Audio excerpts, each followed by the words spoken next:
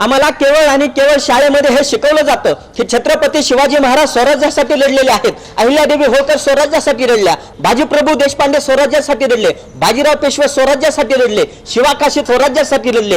हे केवळ आणि केवळ शाळेमध्ये शिकवलं जातं। मात्र जीवन जगण्याच्या समाजाच्या शाळेत जेव्हा येतो तेव्हा आम्हाला हा समाज शिकवतो की बाजीप्रभू देशपांडे आणि बाजीराव पेशवे फक्त ब्राह्मणांसाठी लढलेत, अहिल्यादेवी होळकर फक्त धनगरांसाठी लढल्यात, शिवाकाशीत फक्त न्हावी समाजासाठी लढलेत आणि सगळ्यांना एकत्रित करून स्वराज्य निर्माण करणारे शिवाजी महाराज फक्त मराठा समाजासाठी लढलेत। मला वाटतं महापुरुषांच्या नावानं आमच्यामध्ये हे पेरलेलं जातीवादाचं विष सुद्धा आम्ही फक्त आणि फक्त शिवविचारानेच दूर करू शकतो।